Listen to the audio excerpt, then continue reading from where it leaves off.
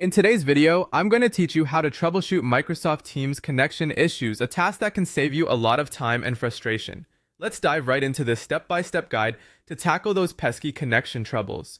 First things first, whenever you encounter connectivity issues with Microsoft Teams, the very initial step you should take is to check your internet connection. Make sure it's stable and running smoothly. This might seem obvious, but a weak or lost internet connection is often the root cause of many connectivity issues. A quick way to verify this is to open a web browser and try visiting a reliable website. If the site struggles to load, it's likely your internet that's causing the problem. You might want to check your modem or router and possibly even restart your devices to see if that helps restore the connection. Once you've ensured your internet is up and running perfectly, the next thing you'll want to do is restart your Microsoft Teams app. This can quickly resolve many temporary issues that occur within the app itself.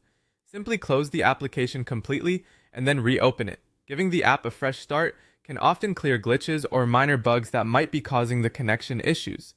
If restarting the app doesn't do the trick, then consider signing out of Teams and signing back in. This small action can reset your connection to the server. Go to your profile picture at the top of the app, select Sign Out, and then sign back in with your credentials. This process often helps re-establish a fresh connection pathway with the Teams servers.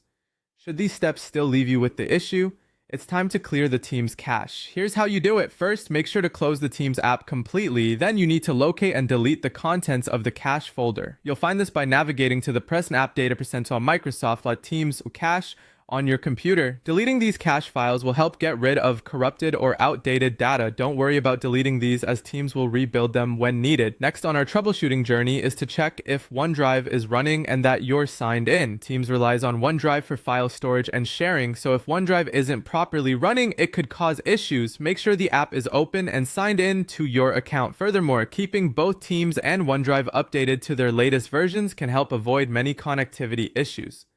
Developers continuously work on patches and updates that resolve known issues, so running the latest software is always a good practice. Lastly, if after going through all these steps you're still experiencing issues, it might be time to reach out to your IT support team. They're equipped with more advanced tools and expertise to diagnose and solve the problem efficiently. By following these steps, I hope you'll be back to enjoying a seamless experience with Microsoft Teams in no time. Thanks for watching, and don't forget to subscribe for more helpful tech tips.